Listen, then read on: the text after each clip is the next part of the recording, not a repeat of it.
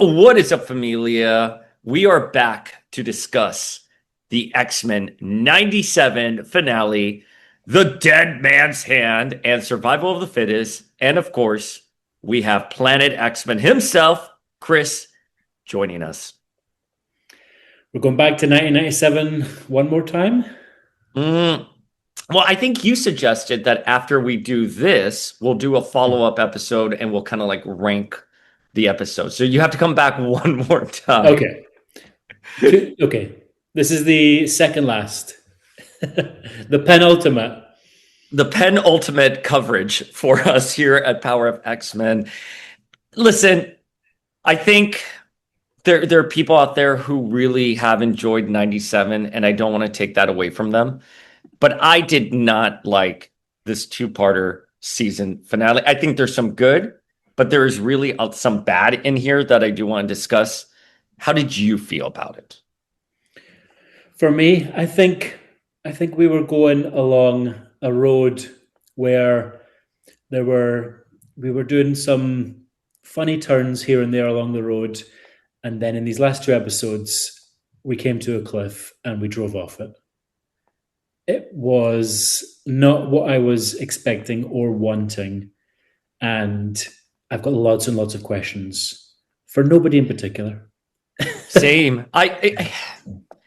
My thing is, I feel these last two episodes, the series, and I'm talking about the original 92 series and 97, I think it transitioned from a very prestigious adult animation show to just a cartoon.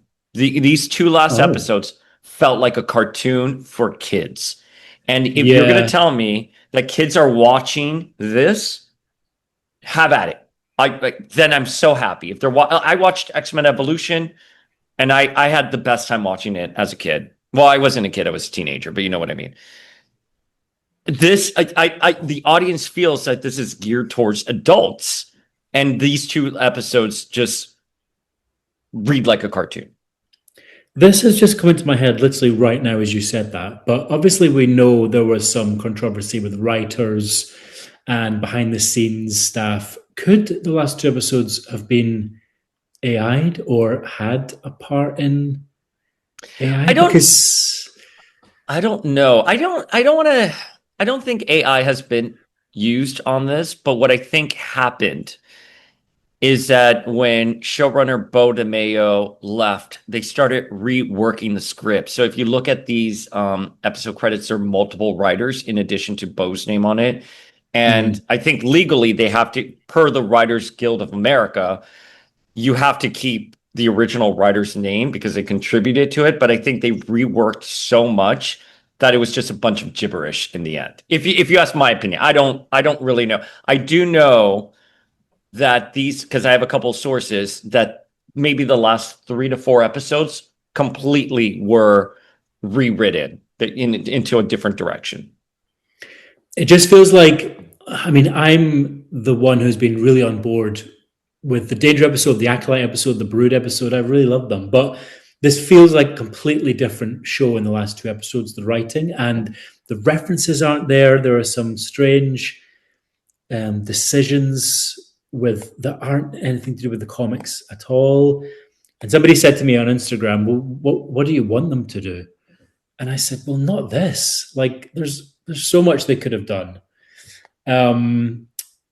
It just didn't mesh with me with what we've had in the past, and even last season with Theodore Bastian and that whole ending. It was not on the same level. Well, because you know what happens? It's when you need. I try to talk about this with people. You know, I studied narratology in my undergrad, and I have an MFA in writing. There's ways to set up a story. You studied what? Narratology. Narratology is a study of narratives. How do you construct a narrative? Oh. And that's what I thought about season 1 was so great, is that everything was building momentum. And they had set up Gambit's return so epically, and everything just kind of fell apart. And there are certain basic things that you should do in your narrative to be able to make it hit with your audience. For example, in the opening of The Dead Man's Hand, right, we have Jubilee, coming in, saying hi to the X-Men. This is actually the first time Jubilee is reunited with the X-Men. She, at this point, she assumed they were dead, and the X-Men haven't seen Jubilee, and there's no heartfelt moment where you have them come together, right? And then instead you just have Jubilee go up to Rogue and be like, "Oh, by the way, Gambit's back," and Rogue just looks down at the card, and she's not like, "What do you mean?" Like, there's no emotion behind it. When X-Force got off the plane, nobody said hi to Jubilee. Storm, Wolverine, Cyclops, Jean, they just walked past her. But that's my point. That went up to Rogue and said what she said. Also, the scene before this, they were playing cards in front of Rogue. You just.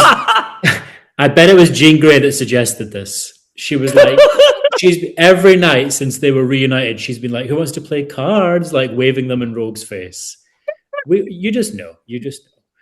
I love that you think Jean is this shady bitch, because you are right, because it's not really Jean, it's Madeline again, and she's getting revenge on everyone because Madeline wanted to sleep with Gambit in Genosha. Listen, Jean fans, I love Jean. Don't come for me. It's all jokes. I love Jean. You're okay. Can I tell you what originally was supposed to be the card scene? So I have a source, in production, and they told me that originally in the script, the reason why they're playing cards randomly is because this was supposed to be Halloween night. And they were all Halloween. And what would have been revealed is that Exodus had built some catacombs underneath X-Corp. And when Gambit returns, Gambit can revive the dead because he's death. And buried in the catacombs were the ones who died in Genosha. So that was the original point. So that's why you have a card scene, because this is supposed to be a night off for the X-Men. So that's why they're randomly playing cards after last time we saw X-Corp and they're like, Apocalypse is coming. Okay. So, yeah. I mean, they want to play cards, but they still don't know where Jubilee is. They don't care. Maybe Morph has been Jubilee for a couple of episodes and they've just let him. So yeah, they're playing cards. We get the reunion between Jean and Cyclops and Cable, and Psylocke and Archangel are back with the X-Men. Obviously, they met them originally in the 90s show. Sunspot is there. Nobody cares about him. And then, well, they don't. Come on. Apocalypse's body is brought into the X-Men's hands, right? Yeah, look at that. Oh, yeah. That is grotesque. This is the point where I think it kind of clicked for me. Oh, what are we doing here? Apocalypse's body is gone. What is going on here? Which we're going to get into more later. But okay, wait. So this was the big thing with Apocalypse. That's it. I mean, yes, I know he hopped into Gambit. Yes. But that's it. I mean, no explanation to what happened to the future Apocalypse when he was here. I have to go now. Ha ha ha! It's they're not. They just muddled the continuity here. I don't know. And then why would, because when Apocalypse used Cortez as a vessel in the original series, it was still Apocalypse. But here, why is he keeping Gambit? Is it because Gambit is so sexy? He just wants to be Gambit? Why wouldn't Gambit turn into? Okay. We'll get into it a bit more when Gambit appears, but because I've got a lot to say as well. So, yeah, let's see what's happening in the episode. Rogue, there's a lot of focus on Rogue here. They're still in their... We're now got a mix of Morrison costumes and X-Force costumes. Mm-hmm. They don't really mesh very well, but obviously X-Force can't have Morrison costumes. It wouldn't make sense. Last time you said the Morrison costumes weren't really working. I've had a couple of comments about that. I still don't agree with it, but yeah, the consensus, I don't think a lot of people were maybe into them, or they were over them. It would work if if they were all in Morrison era style costumes. I get why X-Force wouldn't, but it just, I think the Revolution costumes, those Art Adams Revolution costumes from like right before they did Morrison would have worked better here. And Yeah, we are never getting those. I know it doesn't We're make never sense to getting me. those. It doesn't make sense to me that X Corp even exists right now. I think it's a great idea. And I think following Genosha, you do want an international, X Corp. 100%. I'm not against that idea. But within the context of the show, I just don't think it's been executed because the X Corp is synonymous to X-Men. That's it. There's no distinction. And it doesn't matter. They're in their X Corp tower. They could be in Genosha, or excuse me, the mansion, and it wouldn't make a difference. So I don't, it just doesn't, it doesn't fit as well as it should. But it didn't work that they separated the X-Men into like the mansion and Genosha. Like Storm got sidelined. We'll talk that in our character. Cerebra. We get Cerebra. That's from Morrison. But again, this comes out of the blue. The thing about Cerebra in the comics is that this was a major upgrade to Cerebro. And it was performing and doing things that Cerebro hadn't done. Here, it's exactly Cerebro. There is no difference. It's a software update. We had some plots in the actual 90s comics that were Cerebro based that we don't maybe get in this show. Xavier just goes into Cerebra, he locates Gambit, and Gambit psychically overpowers him somehow. I'm so upset. Yeah, exactly. Listen, in a physical hand-to-hand combat, Gambit wins over Xavier. Psychically, Xavier wins over Gambit. It's that easy. It's not hard. I get it. It's Apocalypse, but it's not. Apocalypse isn't the telepath that Xavier is. That's just what. Oh. I'm not sure I agree on your first comment. Did you not remember Xavier versus Danger with his hoverboard shenanigans? He could take on Gambit. Okay, fair enough. The powers of Gambit are very dubious at this point. I made a list of everything that Gambit does in this episode. So we're going to see a bit more of Gambit as he goes to the Thieves Guild, or the Thieves Guild, as he likes to call them. And he uses possession over multiple people. He has telekinesis, when he puts the charge cards under their throat and holds them there. He's immune against Rogue's touch. He can psychically overpower Xavier when he's boosted by Cerebra. And he can also have some sort of psychic control over Rogue when he shuts off her mind. So what do we have there? We have telekinesis, we have telepathy, we have possession over people. What is going on here? Why isn't this defined? Well, why has Apocalypse never shown these powers? Why hasn't Archangel ever showed these powers, right? In the context of the show. It's so weird to me. They just, whatever the plot needed, they gave it to Gambit. Gambit, you could use those powers. Is this Apocalypse that we're seeing in Gambit's I think it's body? supposed to be Apocalypse. But why would he want to marry Rogue? I agree. That's basically, I agree. It makes no sense. Why did he come back just to marry Rogue? Does he just want Rogue? Why would Apocalypse want Rogue? None of that whole thing made sense to me. Belladonna, last time we saw her, she was at Gambit's funeral in 97. But before that, she was, her power was taken away by the external because the tie was false, the tithe was false. And so she lost her powers. And here, Belladonna seems perfectly fine. So they're not even respecting the continuity from, the previous What is Belladonna's powers? Belladonna a mutant? Belladonna is immune. Here. She has, I think she can mind control. Belladonna, X-Men Wiki. Let's look up her powers really quickly. Does she have powers in the comics? She has powers in the comics for sure. Her powers are about Belladonna. She has astral projection. She can project her astral form from her body onto Mhm. the astral plane, and she has plasma blasts. Okay, so Okay. I mean, that kind of sounds a bit like Danny Moonstar almost.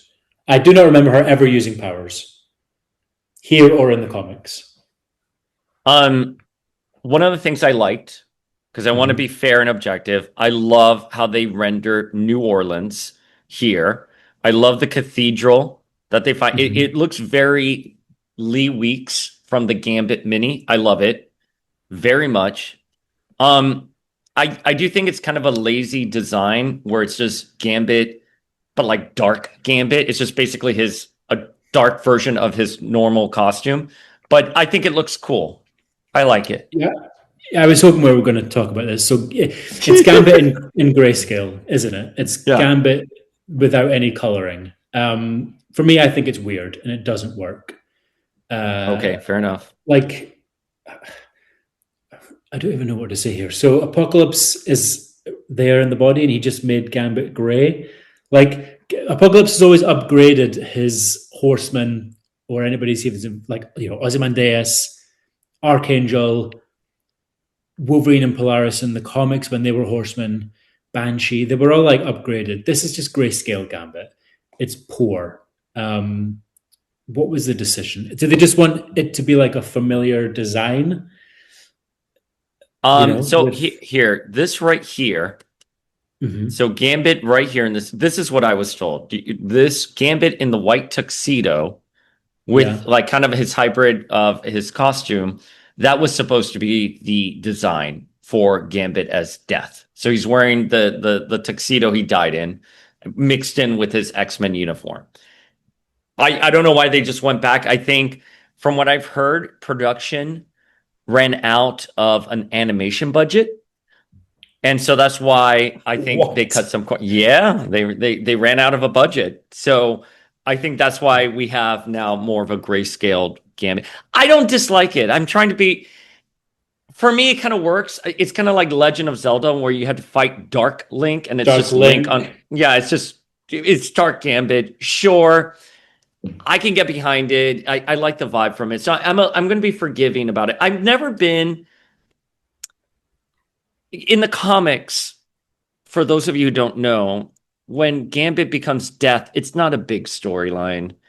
If Peter Milligan wrote it, none of us were really wild about it. Kind of moved on. I only became excited for Gambit as Death in the context of the show, and it wasn't delivering. So I can let the design go because I wasn't that invested. But I agree with you. It's lazy. Lazy. If we were ranking Apocalypse Horseman, Gambit wouldn't be anywhere near the top. He's not the level of Sunfire, Archangel, Wolverine. Yeah. He's nowhere near. But this isn't even a horseman. The horseman not even mentioned in this show. No, They and were everyone was just so excited. Chris, yeah, everyone. I'm sure you got the DMs too. Everyone's like, "Oh, Magic is going to be a horseman. Iceman's going to be a horseman. And all these people are Exodus, dying. They're coming back. Yeah, Exodus. All these characters who are dying are coming back as horsemen, and it's Squid not. Boy. It Squid Boy. Um, Okay, but let's like, move yeah. on. Yeah, Okay, go. we know this is nonsense. So, Jubilee and Rogue have their little conversation about Remy being back, and then we get a reunion with Cyclops, Jean, and Cable. And Cable is like, I didn't want to tell you that I had met you guys as kids because time always seems to pull us apart. And Jean and Cyclops really do want to spend time with Cable, and they want to have time to be a family, maybe go off. But Cable's like, no, we have a mission. And Cable's very hell-bent on stopping Apocalypse because this is his destiny. Cable is so unlikable in these last two episodes, like really unlikable up Agreed. until the very end of the last episode. So I think they could have made him a bit warmer. He's been warmer to Jubilee in this season than he has to Scott and Jean.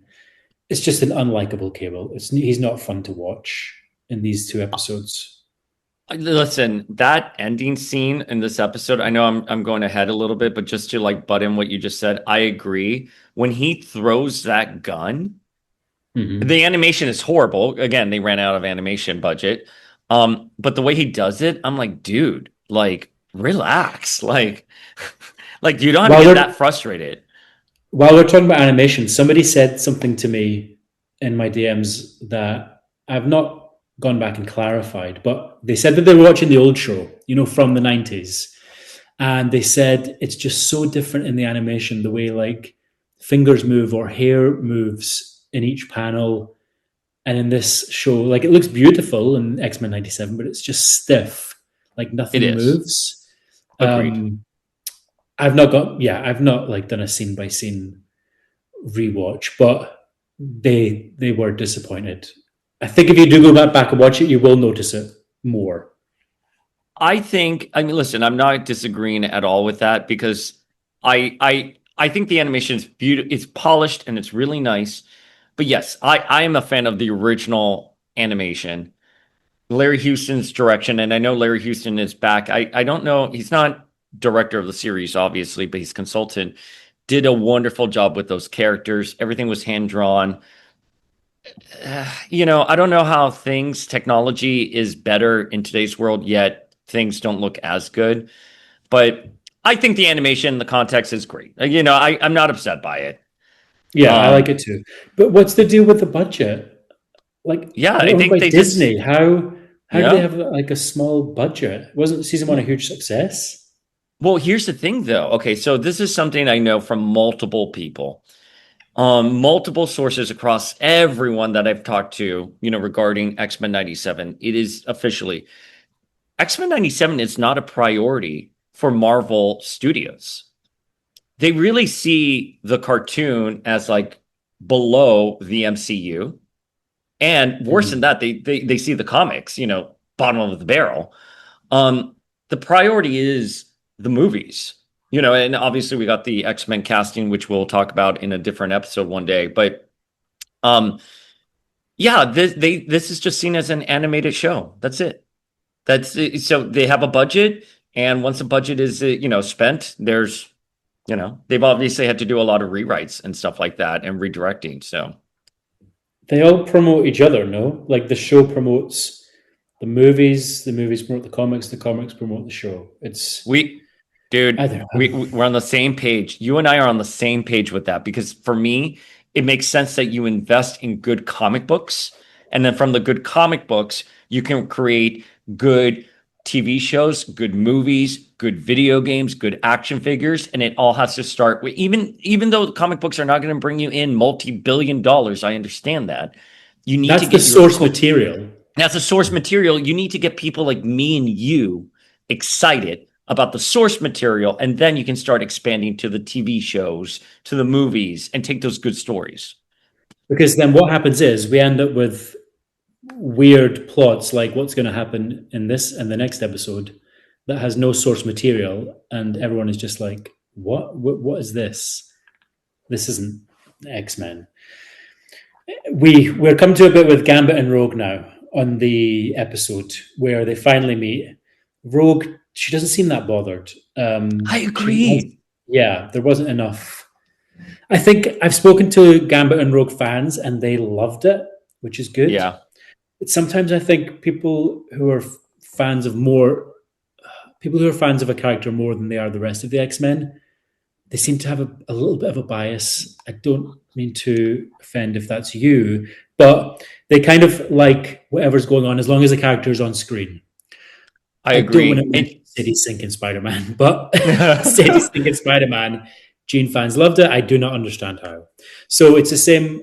Maybe they can't see past, Rogue and Gambit, but I do not think this is a good look for either of them in these two episodes. It's Lenore Zan, the voice of Rogue, came Mm-hmm. ready to act. She is a Oh, phenomenal voice actress. I wish they would have given her better lines because she would have delivered them so well. And I think Rogue, in this scene that we're talking about here, where they're on the X Force jet, it's about to crash. Remy comes in, and Rogue sees Remy coming at her. This is their reunion after she held him dead, mhm. and it's just stiff. And the Yeah, it was dialogue isn't stiff. It's just the dialogue isn't there, and I agree with you. The Rogue and Gambit fans love it, and I'm glad they do as well. But this is not a good reunion. It is not written well, and there's no emotion behind this. Like she's not like all like if think about someone who's died in your life. If they appeared in front of you, I think you would just be a basket case. And Rogue just looks at you said it perfectly, Chris. She's unimpressed. And what are we even doing here? Why has a Gambit possessed Apocalypse come to the X-Jet and takes Rogue? Why? What is the reason? Yes. I don't understand the reason. And by the way, in a little like demonic motorcycle. Like it's so cheap. It's like a cartoon. This is the kind of motorcycle that would be in, you as a person of the USA would not know the store, but Woolworths was like, oh, Toys R Us. That's a better reference. Yes, no, that's yes. You know, it's on the shelf of Toys R Us or Woolworths, and you would play with it. You know, you would buy the toy, you'd buy the figure in the 90s. That's what that hovercraft reminds me of. That you could like transform. It's so cheesy. I'm sorry. Yeah. Like I just like it's an insult to my intelligence. Like how do they even fits the 90s? No, it kind of fits the narrative of like fine. This is the 90s. Listen, if you're going to tell me this is the 90s, then I can forgive it. But okay, here's another, and this is something you've mentioned, and I find hysterical when you're like Jean has the power to unsolve the situation, yet she chooses not to. This jet is crashing. It is just a jet. We saw in the last season Rogue, Storm, and Jean trying to keep Asteroid M from falling. Jean has held buildings. So you're telling me that Jean and Psylocke don't have the basic power just to keep that plane from crashing? They need Cable as well to step in, and it still crashes? I'm going to play devil's advocate and say this is accurate to the comic, where Jean did have to land a jet on her own from when she became the Phoenix and she struggled. Jean is not a powerhouse in this show. In the 90s, she continually fainted. You know, she didn't have many big moments outside of the Phoenix and Dark Phoenix saga. So we're not playing with a Jean here that's a Grant Morrison Jean, you know. That's fair. That's fair. But they showed last season. Last season, though, they showed her being a powerhouse. So she was beating down on Prime Sentinels. And again, that's fine. Listen, I'm okay with in the context of the show that Jean isn't as powerful, but it's not as consistent, is all I'm going to say. I get it for Psylocke, but not for Jean. I did actually love this team up. Cable, Psylocke, Jean, Cyclops saying, get the telekinetics out there. You saw the individual, you know, powers, the butterfly. It looked really cool. It was a nice shot, yeah. So I'm not mad at it if you kind of downgrade Jean just a little. She had great scenes last season with Sinister fighting and the getaway in the car with Cable and Cyclops. Do you remember? And she was like driving. Oh, yeah. She had good moments. This is a good moment, I think. Okay, fair enough. Yeah. Listen, I agree. It's beautifully done. It's beautifully rendered. It is beautifully rendered. Yeah, absolutely. I mean, I don't think trying to stop a falling jet is going to be as easy as we think it is. It's okay, super difficult. Let me unpack when I was talking about narratology. Let me, if you allow me to rant for a quick second. In the Savage Land episode, we saw them also have a plane crash, and everyone walked away just fine. Here, yet again, we had to see them. There's tension being built for a plane crash that we know the characters are going to be fine because we've already seen them crash in a plane. Originally, and this is where multiple sources told me, the X-Men were terrified of this landing and then being crashing and then being responsible for it, because also happening here is supposed to be the election with Creed and Senator Kelly or President Kelly. And the X-Men are worried, and you see it here in the screenshot where the news report says crash or attack, because they were worried if mutants get blamed for an attack, that would sway the election towards Creed. So that was a real tension in this scene. Wasn't that, oh, we have to stop this plane from crashing to save our lives. they needed to stop this plane from crashing because if it made the news, it would sway the election for Creed. Yeah. And that's I mean, not yes. present. It's not that Yeah. that story is not present. We can infer it because Creed wins at the end of this two-parter, but it's never mentioned or talked about. Yeah, that's true. I mean, the Genosha plane was a bit smaller. It was just like an 8-seater. This plane has a giant cargo bay, and you can walk around in it. In terms of the power of Jean Grey, I think I'm going to cut her some slack slightly for this scene. It was great to have a little team up. Okay, so then Storm is with Wolverine, Forge, and Morph. And they're like, you know what? That's it. We're going to leave Colossus in charge of the school. Did I see that on your story? Did you write that? They're like, we're going to leave Colossus in charge of the school. And we're going to go fight. It's we don't see Colossus. He's not like agreeing to this. Storm just like demands it, and it happens. And then Rogue wakes up in Remy's home, and Remy's like, let's get married. And she's here like, okay, you enslaved my brother. Kirk is under his control, and Rogue agrees to still marry Gambit. and they have a dark wedding where they summon the External, and they kill the External to grab her brooch. And we found out that the External and Apocalypse had an affair back in the olden days, and he wanted to get the brooch. Dude, I don't know. Why does Apocalypse want Rogue to have the brooch, though? I don't get it. No, it's just a big why. Why is all of this happening? Thank God for Nightcrawler. Oh, yeah. Oh, I mean, I don't really understand the possession thing, but it was great that Nightcrawler was possessed, and he beat up all of the X-Men, including Morph as Gargoyle from the Imperial Guard. Storm is there. She got battered. Cyclops. No! Jean. Nightcrawler took them all out. It was a great moment. Yeah. And it's first person perspective. Dude, he's killing Jubilee here. He literally teleported Jubilee all the way up in the sky. Same with, at least Psylocke is a telekinetic. And he drops Wolverine and Morph and Forge in a swamp, but Jubilee, he's going for the kill with her. This was the saving grace of the episode. This was so watchable, this fight. It was one of the moments of the whole season. Nightcrawler versus the X-Men. It was brilliant animation. Fantastic. Loved it.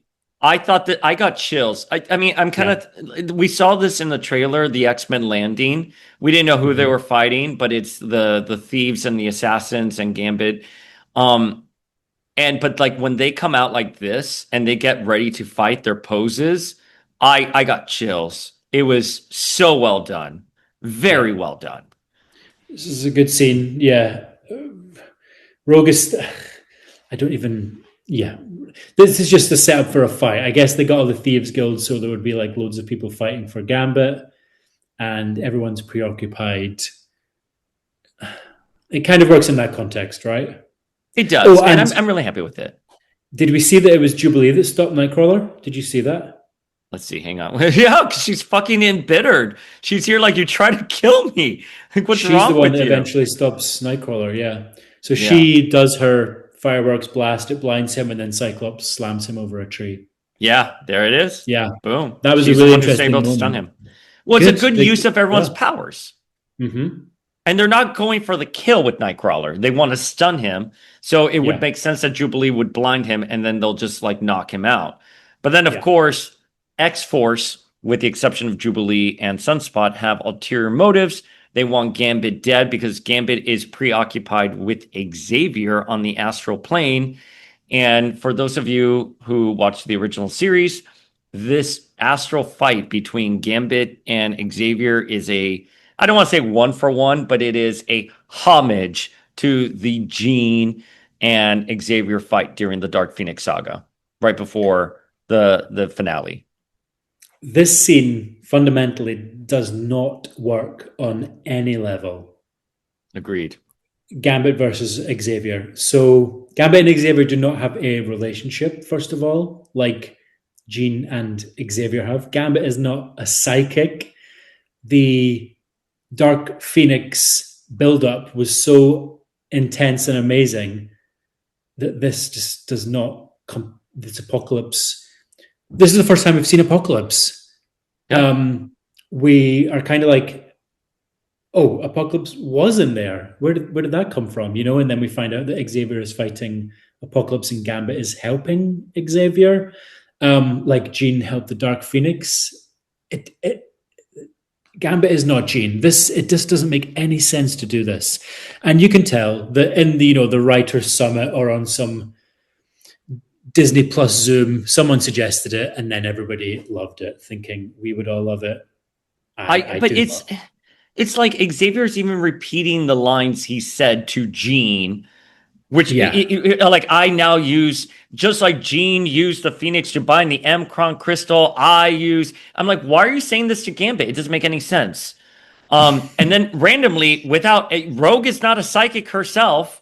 I don't understand this. Someone else can explain it to me. But Rogue somehow is able to get into Gambit's mind in like this beautiful blinding light and is able to cleanse Apocalypse out. Because Rogue as a psychic is stronger than Xavier, but I guess it's their true love that wins the day and is able to bind Apocalypse, and they take him back to the mansion. And then Cable gets really angry, throws his gun, and then X Factor, led by Val Cooper, approaches Cable for a mission, which would be to Rogue take off Gambit. In the original Dark Phoenix saga in the show, it was Jean that came in and combined with Xavier's powers to defeat the Dark Phoenix. Rogue is a stand-in for Jean in that scene, but again, it doesn't work because Rogue isn't a psychic. She comes out of nowhere. She's not even touching Xavier, or taking his powers. So yeah, it doesn't work for me. It would make sense that Xavier says, you know what? Your love for Rogue is so strong. Let me bring her in. So Xavier would pull Rogue in. That would make sense. Yeah. But Rogue just randomly appears by herself. She's not even touching him. So it's not like she's touching him and like somehow her powers work, even though they established the powers don't work. It doesn't, it's fundamentally, I don't understand that part. It's a huge misstep. All right. So then we get to the next episode. Yep. And Gambit is in the hospital bed with his coat on. Oh, I thought the coat and the boots on. And I'm like, dude, why don't they give him like a robe or something? Sorry. I presume Gambit's coat is leather. Why would they have him sleep in the hospital? Why would you not take that off? Yes, I agree. That was an odd decision. Not like we haven't seen Gambit without a coat before. It was just weird. I don't know how much time has passed, but the X-Men, for whatever reason, want to resuscitate Ship now. And Ship was at the bottom of the water at New York Harbor, which we saw in the previous series. And Ship just lets them into Apocalypse's chamber, where they'll go meet the Celestial Eson. It's a good scene for Beast and Ship acknowledge each other. We know that they've got a connection with the past episodes. That's good. Yeah, I don't understand why this thing is back and why Apocalypse even gave Rogue the power of Kandra. By the way, we skipped that part. Kandra and Apocalypse? Yeah. What? Why? So Rogue now has Kandra's necklace and Apocalypse gave it to her, and it's what Rogue uses to Super Saiyan herself, or as somebody called her to me, the Celestial Sugar. Whoever said that to you, I mean, thank you for giving us Celestial Sugar. She looks okay. So I have some production tea. Originally, her costume was supposed to be the binary costume. It was supposed to be the binary costume. They changed it because obviously changed of directions. Can I ask you this? Why would Eson, the Celestial, they're charged with safeguarding evolution? Why would they betray Apocalypse? Why would the Celestials just betray Apocalypse and let Rogue go off and kill Apocalypse? Well, Eson backwards is nose. Maybe he spelled bullshit. Apocalypse doing all this nonsense in the bio with Belladonna. I don't know. None of this makes sense. She looks cool though. Like Celestial Sugar is even so a great design. I called her looks like Rogue Wonder Prince- Woman. Wonder Woman and Shira from the Netflix Shira, like Princesses of Power. Yes. Yep. That's a vibe I got. It's fine. This scene, although cool, and I did like it, did not feel X-Men to me. This did not feel any like X-Men animated to me. I mean, I kind of disagree. I do not think she looks cool. I do not like it. Rogue is already invincible. She displayed no real anything with this getup, even in the final fight. To be honest, I don't think there was really any. Oh, this just all does not make any sense. Well, it doesn't service a larger story in the end because I agree with you. Rogue's natural power set is being invincible, super strength, everything she's displaying here. The idea was that she was going to tap into Carol Danvers's binary power. That was the idea. Mm-hmm. So it would be a whole new other power set. But agreed, this doesn't work here at all. And there you go.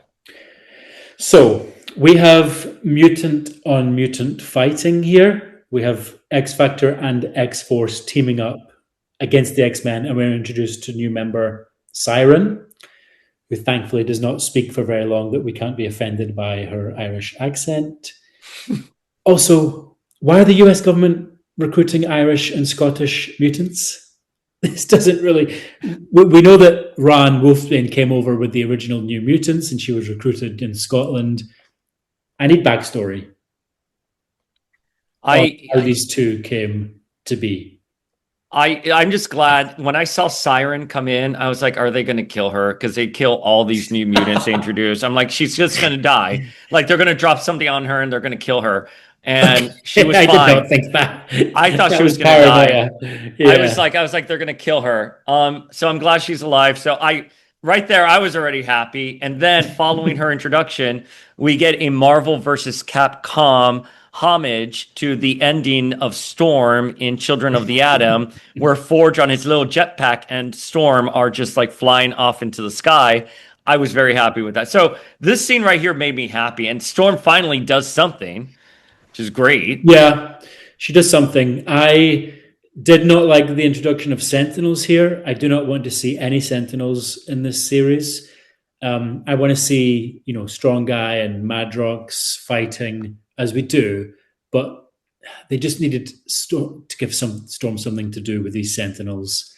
And I think she even says in the show, go easy on them, and then she hurricanes the Sentinels into oblivion.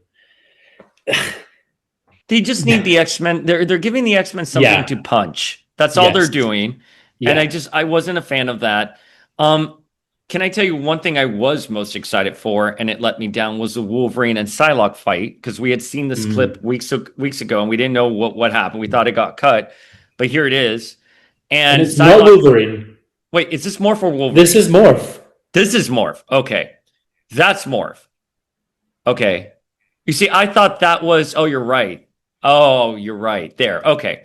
But what I liked about the scene is that Psylocke shows off her Marvel versus Capcom power set as well, where she creates her duplicates. And then, but look how it's handled. Hang on, let me play it here. It's gonna be over before you know it. Look at the editing. So it does that, and then that. And then she just jumps on him. Yeah. It's not good editing. It was a cheeky little homage. And then, I think it was kind of cool that Morph has morphed into both Psylocke and Archangel in the first season. The picks for Morph are so random. Gargoyle from the Imperial Guard, Dr. Octopus, Silver Samurai. The only thing I can rationalize is that Morph knows that their power set is to take on the physical attributes of other mutants as well, and that's very helpful. So yeah. I think Morph gets a dossier of all of the Xavier protocols to find out all the mutants and people that the X-Men have encountered, and they're able to replicate that. That's the only thing I can think of. It's usually people with weapons. So Thor, Dr. Octopus, Silver Samurai, Psylocke last season, Archangel last season. They all have Colossus last season. They all have extra Spiral. weapons. Yeah, Spiral. Magic last season.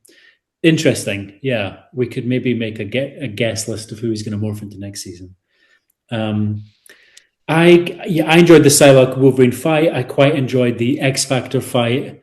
Gambit returns here. He's fine. He's got his coat on. This was okay. I didn't mind them fighting X Factor. No, the fight itself is cool. But that's all this episode is them just fighting for about 20 minutes, and it's cool. And then Val Cooper has like a little device that says like celestial energy grow, like they're able to monitor when he's about to turn into Apocalypse. And oh no, we're at 84%, 85. It is so 86, and Val Cooper is just angry, and that's it. You know, Gambit turns into Apocalypse, controls the X-Men, wants to kill Xavier. I thought like there was no reaction from Archangel seeing that Apocalypse is back, which would have been a really big beat to do. And I thought the design was so cheesy. Look at that. Look how cheap that is. It's a hybrid of Apocalypse and Gambit. And he has to tread the leather coat, and he's holding, the scythe for death. But it's even poorly animated on there. You can tell they just inserted it there. It's like an action figure. That's it. Yeah, it's poor. And he doesn't even fight the... Yeah, you're right. I know. Like if he was Jean, if it was Apocalypse and Jean, then you'd be like, holy shit, we're going to wet ourselves.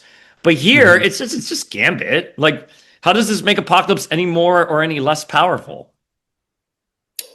This whole ending doesn't make sense. It's a cool the animation's cool. That's all I'm going to say. They just, there's no fight here. They all rush him. He takes them out. Then they're all possessed, and then Rogue comes in. We are robbed of an Apocalypse fight. If you remember from the original series, there was a couple of good Apocalypse fights. Yeah. Excellent Apocalypse fights. So we were completely robbed of this. And we have to just look back at the Magneto fight, and that is really the only one we got with Apocalypse, which was a shame. So I'm super disappointed in this ending. Remy Apocalypse makes no sense. Super Saiyan Rogue. What they could have done, if I was on the writing team, is they could have adapted the 12.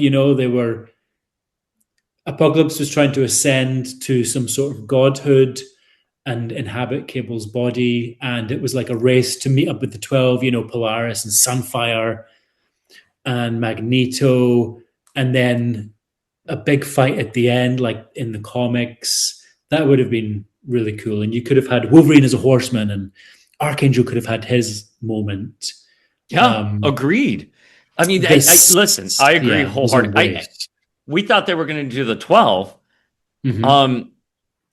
Look at this animation. Like she puts Apocalypse in whatever little blue brooch this is, and then Apocalypse screams, and then Rogue gives the brooch to Cable. Cable holds it because now he's able to fulfill his destiny, right? That's a big thing. And look at this shot with Scott and Jean. They don't move. This is a still shot, and they linger.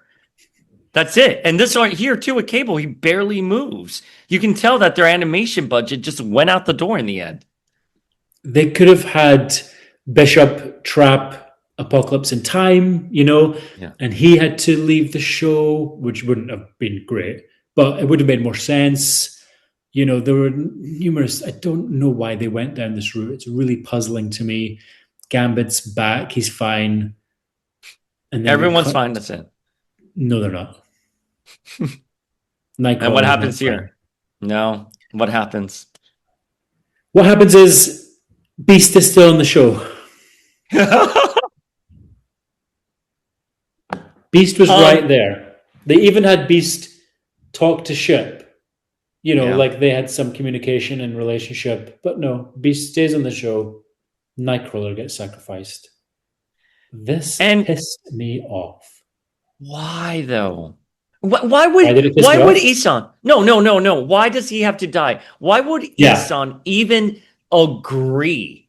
Mhm. Why would it even agree to another deal? Like it makes it just sound that like Isan just wanted blood. That's it. Just wanted everyone to die. That's it. Please. There was no reason. Like why would a Celestial make another deal and betray again Apocalypse and then betray Rogue? Like it doesn't make any sense. Bad move, Marvel. Bad move. We like Nightcrawler more than Rogue and Gambit. but I'm but sorry. that's No, no, no. Oh, you Rogue and Gambit fans, do not write to me. We love Rogue and Gambit. I'm just joking. But we love it hurts. It hurts. I know, but like there's no we don't see him die. He just gives a speech on how he believes in the X-Men and that's it. Fades to white and then everyone's happy at the Mhm. mansion. Everyone's like, "Yay, Nightcrawler is dead." And everyone is just it's still images. It's like a little collage. Colossus is painting. There's Colossus. Look at the animation with Colossus. It's so cheap. He's painting him and Ileana. And then they have Kirk's Bible, and it's a photo of Rogue and Gambit, and or excuse me, Rogue and Nightcrawler, and then Rogue and Gambit are just hugging, looking at the sky, smiling. Mhm. That's it. Yeah, And that's then it. Like, yeah. Was this supposed to reflect Second Coming when Nightcrawler sacrificed himself for Hope Summers? Because it had zero emotional impact that had.